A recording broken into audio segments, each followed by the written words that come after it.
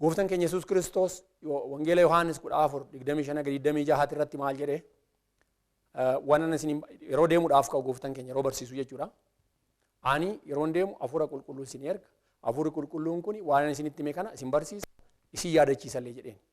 Warra yeroo san turan Phaawulos fa'aa maannoo Yohaannis fa'aa warroonni yeroo bara san turan Yaaqoob fa'aa waan kana hin hubatu jedhee yaadu akka ergaa kanarraa argutti.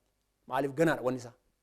Isaanuu gaafii keessa jiru, rakkoo adda addaa keessa jiru, Kiristoos wajjin barumsarra jiru, wanna baay'ee hubanne ture. Garuu Kiristoos maal jedhe? Waan amma isin barsiise, waan amma isinitti himu kana hafuurri qulqulluun yeroo dhufu isin yaadachiisa, isin barsiisa jedheen. Waa'ee hafuura qulqulluu waan beekan hin qaban yeroo san jarri kun. Ergaa dhumti kun immoo Phexros jara kana keessa nama turedha. Phexros yeroo caaffatu ergaa Phexros lammaffaa boqonnaa 1:20-21 sagalee Waaqayyoo kan dhufe gara hafuura qulqulluutiin gara waaqarraa gara namaatiin caaffatamee dhufe malee fedhii namaa yaada namaa miti jedhee dubbataa jechuudha. Argine yoo ta'e asiin Yohaannis waan kana rikoord yeroo godhu argina. Asiin immoo Phexros namumti bara san ture wanni kun akka raawwatee maa jechuudha. Fulfilled ta'e yookaan immoo hojiirra oolee jechuudha.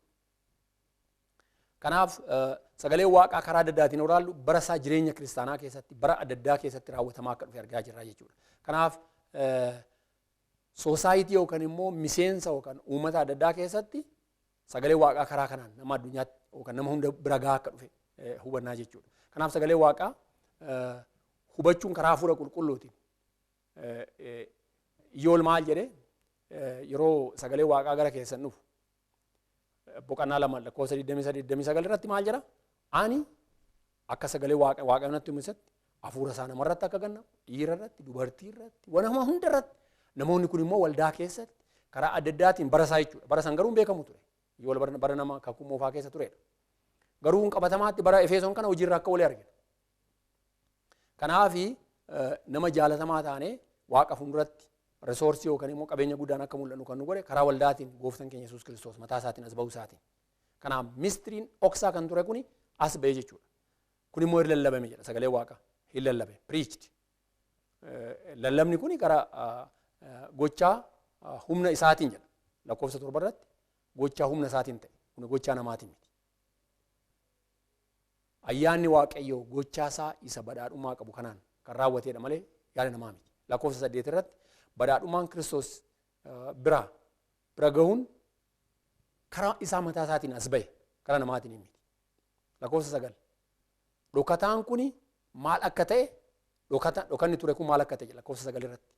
Mistiriin kun yookaan dhokannaan kun maal akka ta'e karaa Kiristoos karaa waldaatiin akka as ba'e tokkummaa isin gidduutti fiduudhaan akka as ba'e hima sagalee Waaqayyoo. Kanaaf namni eenyumtuu taananii akka ergaa ammas irraa dubbisaa jiru kanatti sagalee waaqatiin mataansaa of waamee tajaajila waaqaa of godhuu hin danda'u. Waaqatu waama malee. Literally servant jechuun immoo nama waaqaati jechuun nama waan waame jechuudha. Kanaaf Waaqayyoo mataansaa nama irraa waamee addaan baasee akka wangeelala. Kanaaf namoonni kun barsiisadha, namni kun raajota, namni kun karaa adda addaatiin waldaa keessatti akka tajaajilan Waaqayyoon kan kaasuu fi ofii isaatiif hojii isaatiif. Yeroo baay'ee kufaatii guddaa kan fidu namoonni otoo Waaqayyoon isaanii waamin specific kan ta'e yookaan immoo waan beekamaa irratti waldaa keessatti maatii keessatti otoo isaan irra dibannaan yookaan wanni Waaqayyoon kaa'e otoo hin jiraatin of kaasanii deemu yookaan muddamanii ba'u. Saniin booda rakkina guddaa keessa seenu. Waldaanis rakkina guddaa keessa seenti, namoonnis rakkina guddaa keessa seenu jechuudha. Kanaaf wangeelli lallabame kuni karaa Phaawulosiin. Wangeelli nu bira ga'e kuni nama Waaqayyoo waame kana. Nama Waaqayyoo waame kun immoo wangeela addunyaa kana.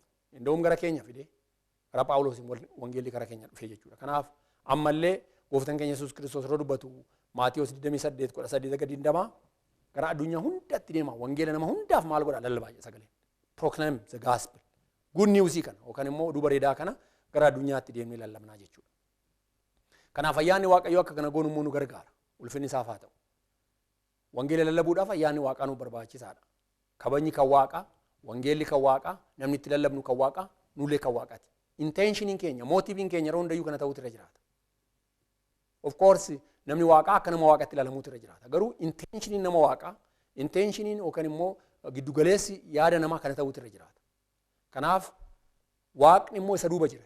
Akka Qolaasiyas 1:29tti nama erge kana Waaqayyoon yeroo hundayyuu humna kennuudhaan, ayyaana isaa baay'isuudhaan, barumsa isaa kennuudhaaf, waan isaa barbaachisu hunda guutuudhaan Waaqayyoon isa wajjin jira. Ulfinni isaaf haa ta'u. Kanaaf kophaan jiru jechuudha. Kanaaf yeroo dubbatu emphasize godhu Qolaasiyas 1:23 irratti ergaa namni itti kenne Waaqayyoon tajaajilaa isaa godhee namni kaasu kun hundumtuu ija Waaqatiin waraana guddaa keessa darbuu danda'u, jibba guddaa keessa darbuu danda'u, boocaa adda addaa keessa darbuu danda'u, Waaqayyoon garuu isaa wajjin jira jechuudha yeroo hundayyuu. Kanaaf ergaa Filiphiyos 2:13 irratti ani karaa Kiristoos waa hunda nan danda'a. Maaliif Kiristoos waa hunda nama dandeessisa. Ayyaana Waaqayyoo waa hunda nama dandeessisa saba Waaqayyoo. Wanna amma keessa darbinu keessatti barumsa nu qabnu miti. Sanyummaa nu qabnu miti. Gaarummaa nu qabnu miti. Riilii tajaajila bara tajaajila nu qabnu miti. Maachuriitii nu qabnu miti riilii. Kan kana hunda keessatti nu gargaaru ayyaana Waaqayyooti. Kana nu dandeessisu Waaqayyooti. Haleluuyaa. Kanaaf kabajni illee ulfinni isaaf haa ta'u. Kanaaf beekumsa nu qabnu waan nu qabnu miti karaa Waaqayyootitti illee akka guddannu kan nu godhan. Kanaaf Waaqayyoon nama fayyinaaf waama number 1 itti aansee immoo tajaajilaa waama. Waamichi hundumtuu karaa ilmoo namaatti ta'ee jira sagalee Waaqa akka Kiristoos namni fayyu. Waamicha godha yeroo hunda Waaqayyoon. Isatti aansee immoo namni fayye waamichaaf immoo tajaajilaaf waamamaa jechuudha. Mishinii adda addaati Waaqayyoon nama waamuu danda'a. Mishiniin kun isa tajaajilu, obboleeyyan tajaajilu, karaa adda addaatti deemanii tajaajiluu ta'a. Kanaaf Waaqayyoon kanaaf akka nama waamuu danda'u. Phaawulos akka dubbatu, Ximooxiyoos akka dubbatu, Waaqayyoon akka isa waame, Waaqayyoon akka isa argate, hojii Waaqayyoo akka hojjechaa jiru, ammallee xumuraa akka jiru, karaa Waaqaa akka deemu, hojii kana immoo akka inni Ximooxiyoos dargaggeessi kun hojii kana akka addaan hin kunne akka raawwatu isatti himaa jira. Kanaaf yeroo hundayyuu fedhiin waldaa ta'uun kan irra jiraatu akkuma Waaqayyoon kanaaf as baase wangeela lallabuutu irra jiraata. Amma rakkoo ta'e kan jiru waldaa keessatti wangeela lallabuudha. Rakkoo lama jira waldaa keessa. Tokko namni wangeela lallabu baay'inaan hin jiru. Hin jiruun sababa adda addaatiin hin jiru. Tokkoffaa namni nu dhaga'u jedhaa wallaalummaa jira. Riilii namoonni Waaqayyoon isaan waamuu baachuu danda'a tokko tokko. Isaan waan wangeelaa hin beekan lallabuu malee. Rakkoon gara biraa immoo namoonni sirrii ta'an, namoonni wangeela lallaban, namoonni kutannoo guddaa qaban waldaa keessa immoo jiru. Yeroo isaan barsiisan namni isaan dhaga'uu hin barbaadu. Rakkoo lamaan kanatu jira waldaa keessa. Rakkoon lamaan kun hiikkachuutu irra jiraata.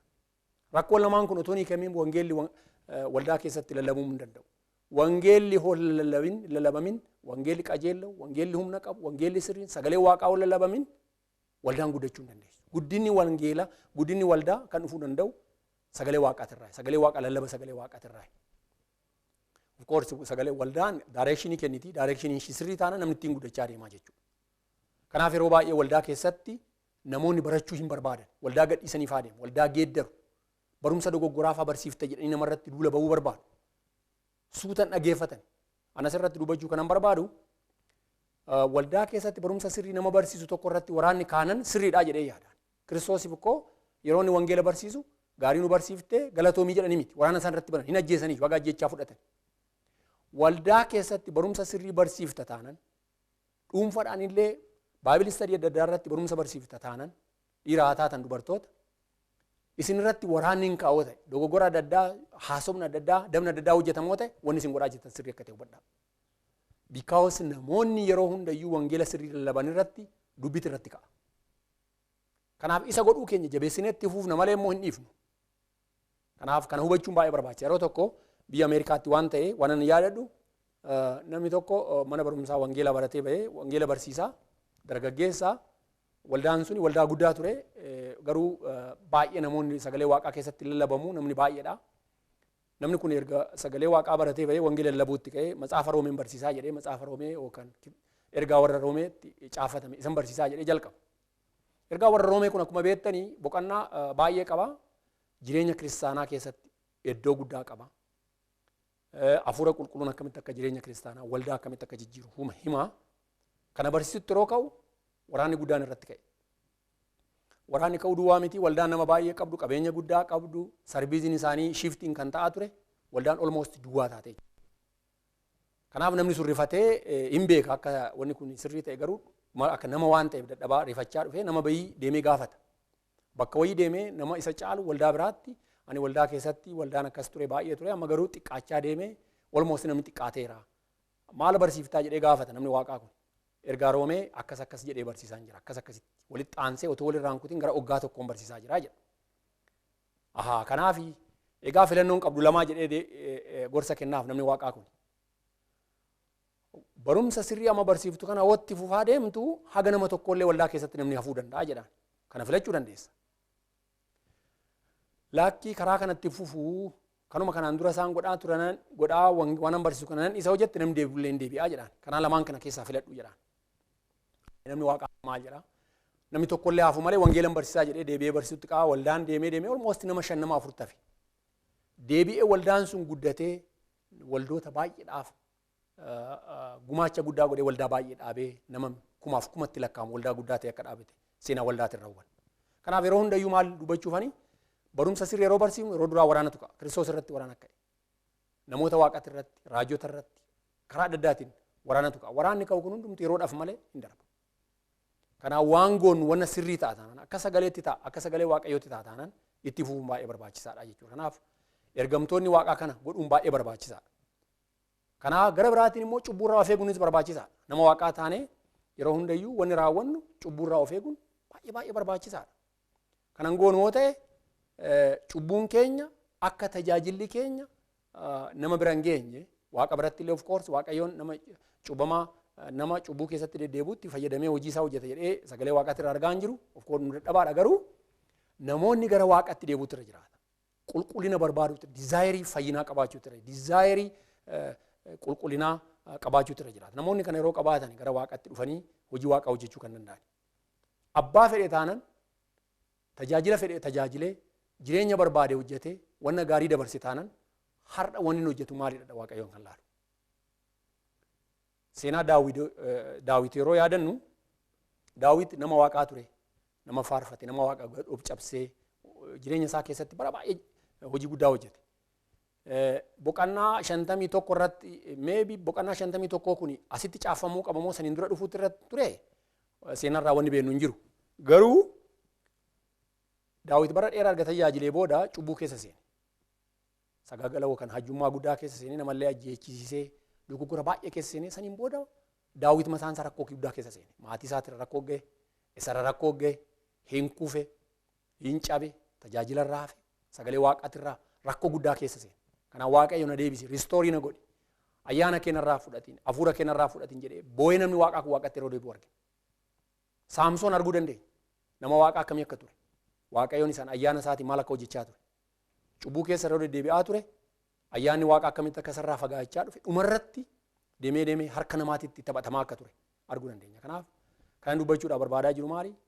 Of course yeroo hundayyuu yaada waaqaa jireenya keenya keessatti qulqullummaa waaqaa yaadaa hubachaa karaa kanatti deemuun kiristaana baay'ee barbaachisaadha. Namni tokko waan hin jiru jedhee kan yaadu waan jiruuf isarraa waaqayyoon jireenya keenya haa qabu. Kanaaf dhoksaan as ba'e kuni waaqayyoon jireenya kiristaanaa keessatti bara hojjetee kan hin beekne boqonnaa 3 irratti kan as baase kuni riviil dangoodhe kuni jireenya namaa jijjiiruu waan barbaade. Mistirii yookaan dhoksaan kun kanaan dura mul'anne ture. Karaa sagalee waaqatiin as ba'e. Efesoon 2:22 irratti argaa jira. Kanaaf kiristaan yeroo hundayyuu kan namni waaqaa kuni hubannaan keenya waldaa keessatti hubannaan nu qabnu kuni waaqayyoon ergaa inni waldaaf qabu hubannaa waldaaf qabu ergaa waldaaf qabu wangeela isaa wangeela qulqulluu karaa Kiristoosiin as ba'e kana dhokannaa as ba'e kana riviildi ta'e kana lallabuu ta'uu irra jiraata. Kanaaf nuyi waaqayyoon akka kana goonu immoo badhaadhummaa guddaa nu kenneera. Akkuma lakkoofsa torbarraa lalaa turre waaqayyoon badhaadhummaa guddaa immoo nu kennee jira. Kan kanatti hin hojjennu. Understand yookaan immoo kana hubachuun nurra jiraata. Fakkeenyaaf ogummaa guddaa waaqayyoon nu kennee jira. Badhaadhummaa ogummaa nu kennee jira. Roomee 11:33 irratti. Kana duwwaa miti waaqayyoon obsa guddaa nu kennee jira. Roomee 2:4 irratti. Waaqayyoon kana duwwaa miti ayyaana isaa guddaa fi jaalala isaa guddaa nu kenneera. Efesoon 2:4 irratti. Kana duwwaa miti waaqayyoon kabajaa fi waan gaarii akka hojjennu nu kenneera. Efesoon 3:16 irratti. Waaqayyoon kana duwwaa miti supply an godhu kan immoo hunda walirraa kan hin cinne immoo nu kenneera. Ximooxiyoos 1:6 irratti. Waaqayyoon immoo amantaa guddaa nu kenneera. Assuraansii guddaa Qolaasiyas 2:2 irratti. Sagalee isaa immoo nu kennee jira. Waaqayyoon sagalee ifa ta'e, sagalee jireenya ta'e. Akka yaadattan Daawit yeroo dubbatu boqonnaa 119 irratti lakkoofsa 105 irratti jechuudha. Matsaafa faarfannaa 119 boqonnaa 119 lakkoofsa 105 irratti sagalee waaqaa maaliidha jedha? Ifa. Karaa keenyaaf ifa. Duuka keenyaaf jabina karaadha. Kanaaf sagalee waaqaan beeknu yoo ta'e karaan itti guddannu karaan itti deemnu hin jiru jechuudha. Sagalee waaqaa immoo akkanumatti akka maatimaatiks yookaan immoo makaanikaal karaa ta'een kan hubannu akka sagalee waaqaatti hafuuran seeran akka waaqayyoon nu karoorsetti hubachaa deemnu. Kun immoo cubbuurraa yeroo fagaannu. Cubbuun immoo yeroo hundayyuu konsikwensii adda addaa akka qabu jireenya keenyarraa hubachuu dandeenya. Kanaaf gooftaan keenya Yesuus Kiristoos mishiinii adda addaa karaa adda addaatti akka deemnu yeroo nu waamu ani ifa addunyaati jedhe. Yohaannis 8:12 irratti mishiinii yeroo nu kennu ifa addunyaati. Namni ifa hoo qabaate dukkana keessa deemuu danda'a. Addunyaan kun addunyaa dukkanaati. Addunyaa kana keessa namni deemuu barbaadu ifa qabaachuutu irra jiraata. Ifni Kiristoos ifni mataa keenya irratti baatirii qabannee deemna yeroo ibsaan badu. Because halkanoo ta'e hin kufna hin miidhamna. Addunyaan kun akka dukkana kanaatti yeroo fudhannu Kiristoos hin beeknu taanaan addunyaa kana keessa deemuu hin dandeenye. Namni Kiristoos beeku ifa qabaa jechuudha. Ulfinni isaaf haa ta'u. Kanaaf gooftaan keenya Yesuus Kiristoos kanaaf kana nutti dubbate. Kanaaf karaa jireenya keenyatti kana fide. Abbaa jennee kan ittiin isa waamnu Hafuura Qulqulluu nu keessa kan kaa'e Roomee 8 irratti.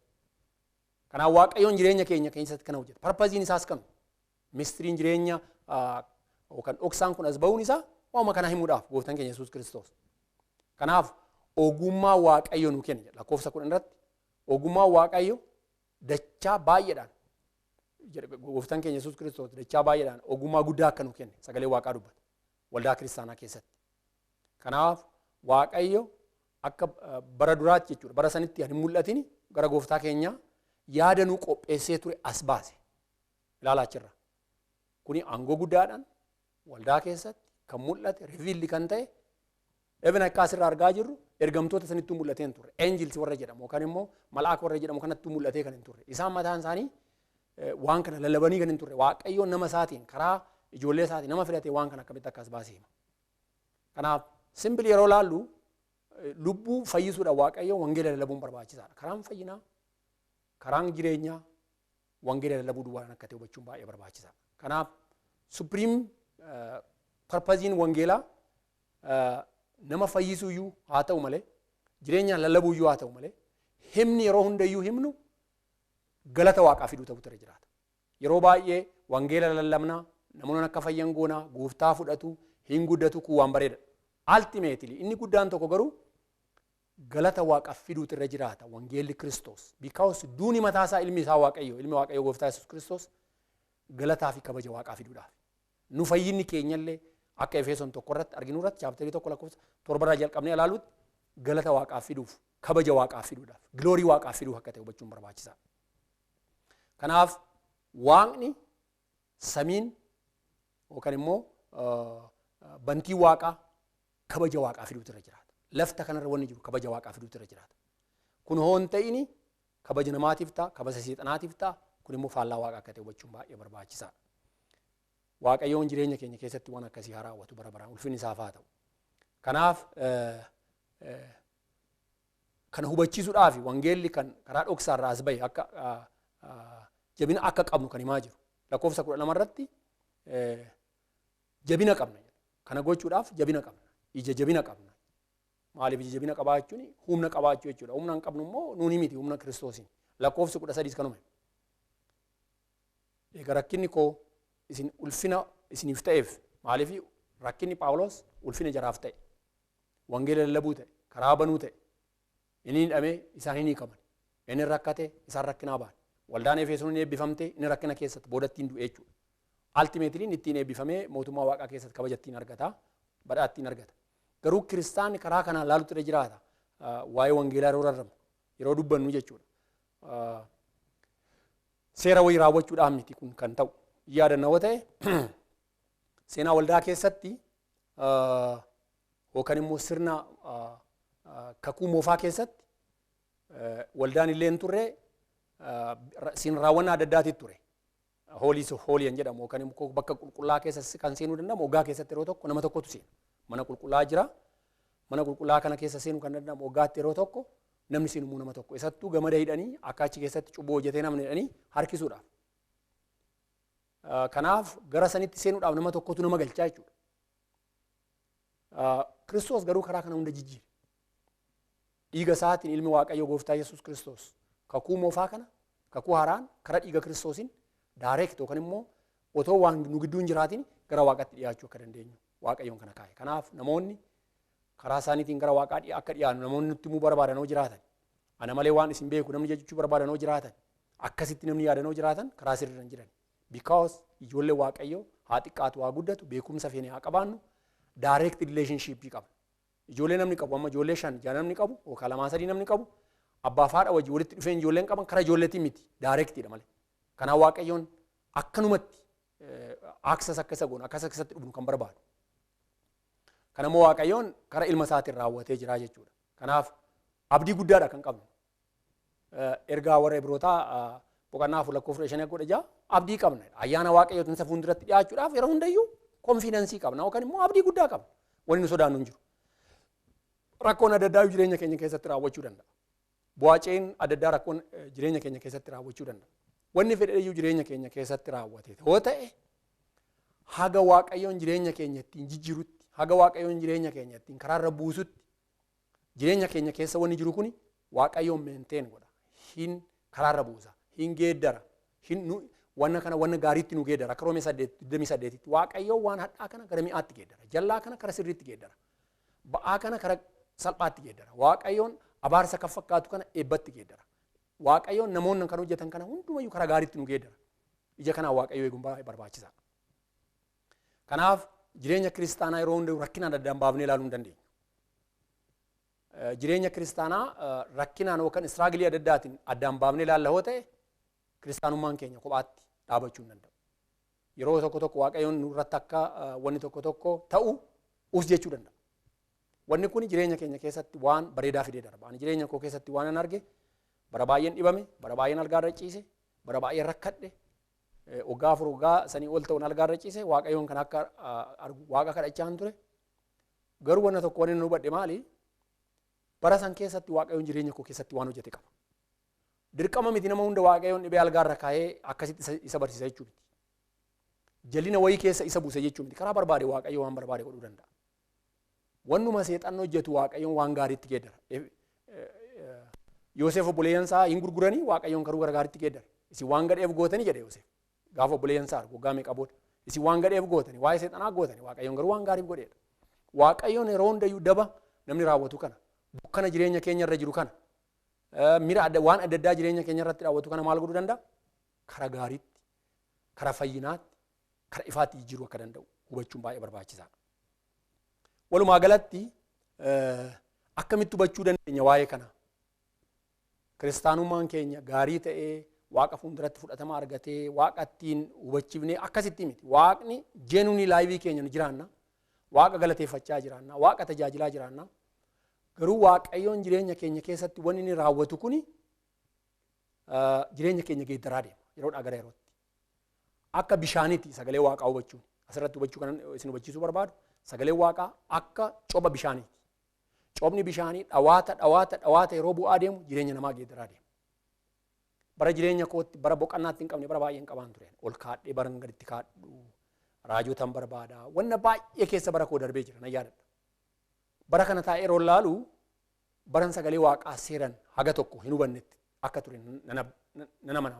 Maaliif baran sagalee Waaqaa hubachuudhaaf Waaqayyoon sagalee isaan abarsiisu karaa adda addaatiin sagalee Waaqaa, sagalee dhugaa, sagalee qajeelloo qabu Waaqayyoon gattaa'ee na barsiisee karaa adda addaatiin mana barumsaatii haa ta'u, namarraa haa ta'u, waldaa keessatti haa ta'u, jireenya koo irraa ta'u na barsiisu jireenyi koo jireenya tasgabbii ta'e. Mee waan tokko isin haa gaafadhu. Namni sagalee Waaqaa hin beekne akkamitti nama barsiisuu danda'a? Namni tasgabbii hin qabne akkamitti tasgabbii nama barsiisuu danda'a? Namni jaalala hin qabne akkamitti jaalala nama barsiisuu danda'a? Namni obsa hin qabne akkamitti obsa nama barsiisuu danda'a? Kana hundumaa Waaqayyoon karaa adda addaatiin nama barsiisa. Jireenya kiristaanaa keessatti kun dubbii guddaadha. Maaliif kana yeroo hubannu mul'annaa Waaqayyoon karaa Kiristoosiin as baase kana karaa ilma isaatiin as baase kana karaa Phaawulosiin lallabame kana karaa jireenya keenyarree karaa waldaa Efesootiin har'a jireenya keenya keessatti arginu kana hubachuudhaaf ittiin jiraachuuf ittiin geeddaramuuf ittiin lallabuuf ittiin nama geeddaruuf ittiin waldaallee jabeessuudhaaf jireenya keenya even ijoollee keenya maatii keenya mana keessatti ollaa keenya urgaa gaarii jireenya keenyarraa akka namni barbaadoo jiraate kana hubachuun baay'ee barbaachisaadha saba Waaqayyoo. Waaqayyoon jireenya keenya kan ittiin geeddaru kan ittiin dhaabu sagalee isaati. Sagalee qajeelluu qabu. Yeroo baay'ee sagalee Waaqaan barsiisaa jedhee namni dhaabata waldaa keessatti Baabilii sadii adda irratti. Wanni godhamu garuu yeroo baay'ee waan biraatti irratti yeroo dhumaa sagalee Waaqaan barsiifamu. Jaalanne jibbine guddinni keenya sagalee Waaqaatiin ala ta'uu danda'u. Jibbine jaalanne karaan fageenya haa qabaatu baacee haa qabaatu malee sagalee Waaqaatiin ala guddachuu hin dandeenye. Spiritual maturity karaa sagalee Waaqaatiin ala dhufuu hin danda'u. Maatii keenya Waaqa kadhachaa jirra yoo ta'e humna qabaannee jijjiiruu hin dandeenye. Nama maatii keenya keessa jiru keessa Waaqa kan hin beekne, even tokko Waaqa beekee cubbuu adda addaa keessa kan jiraatu humna keenya geeddaruu hin dandeenye. Amansiisuu hin geeddaruu hin dandeenye. Loluu hin geeddaruu hin dandeenye. Waaqayyoon yeroo isaatti haala isaatiin akka jijjiiru Waaqa kadhachuun of course barbaachisaadha. Sagalee Waaqaatiin jijjiiruu kan dandeenye. Kanaaf wanna tokko konfirant kan goonu yookaan kan dhaabnu sirrii miti kan jennu akkanumatti lafaa kaanee ta'uu irra hin jiraatu. Akka sagalee Waaqaatti ta'uutu irra jiraata. Wanni akka sagalee Waaqaatti itti dubbannu tokko yeroo hundayyuu fala qaba jireenya namaa keessatti karaarra buusa. Kanaaf dhoksaan kun yeroo as ba'u dhoksaan nu ittiin fayyinu jechuudha. Haleluuyaa. Dhoksaa ittiin fayyine, dhoksaa ittiin fayyina lallabnu, dhoksaa ittiin jiraannu, dhoksaa mootummaa Waaqayyoo ittiin galle. Dhoksaan kun immoo ifa ta'ee jira. Dhoksaa jechuun maali? Bara duriin ifan turre amma ifa ta'eera. Ifni maali? Waldaadha. Waldaan maali? Giddugaleessi Kiristoos. Kiristoos maal godhe? Nama fayyise. Dhiiga isaatiin nama karaa Addaamin cubbuu jala ture fayyise. Fayyisuu duwwaa miti jireenyi isaa sustainability akka dhaabbatu akka yeroo hundayyuu jireenya gaarii ta'e jireenya ifaa ta'e nama hunduratti isa godhee jechuudha. Kana waan ta'eef jireenyi keenya jireenya fayyinaati. Jireenya qabbanaati. Jireenya wangeelati. Waldaan adda addaa ollaa keenya jiraachuu danda'u. Mataan dhukkubsuun qabu jiraachuun isaanii. Bene dogoggora haa barsiisan iyyuu. Dogoggora isaanii itti himuudhaaf muddamuu hin qabu. Wangeela sirrii yeroo barsiifnu dogoggora hundumtuu akka soogiddaa baqaa deema. Namoota dogoggoratti himuu caalaa namoota dogoggora hojjetaa jiran asitti kana hojjetu. Biyya keenya keessatti amma wangeelli dogoggoraan karaa maqaa wangeelatiin damna adda addaa hojjetamu jira. Waa'ee isaanii dubbachuu caalaa sirrii kan ta'anaaf wangeela sirrii barsiisudha. Wangeela sirrii yeroo barsiifnu namoonni karaatti deebi'aa deemu. Achilee namoonni jiran deebi'aa deemu. Humna akkasii kan qabu wangeela Kiristoos duwwaadha. Haleluuyaa. Kanaaf qabbanaaf nageenyaan karaa kanarra yoo deemnu Waaqayyoon jireenya keenya keessatti kana raawwachaa akka deemu amanuun barbaachisaadha. Kanaaf isinitti dubbachuudhaaf kanan barbaadu maali? Waaqayyoon dhoksaa kana karaa Kiristoosiin nutti mul'isee jira jechuudha. Phaawulos kana kan dubbatu.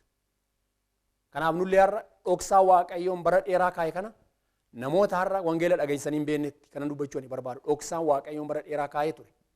Har'a karaa Kiristoosiin jireenya bara baraa dhaalu warri barbaadan karaa Kiristoosiin fayyina akka isiniif ta'u gooftaa keenya Yesuus Kiristoos akka fudhattan akka itti amantan akka itti jiraattan kabajaa waamicha guddaa isinii godhuun barbaada.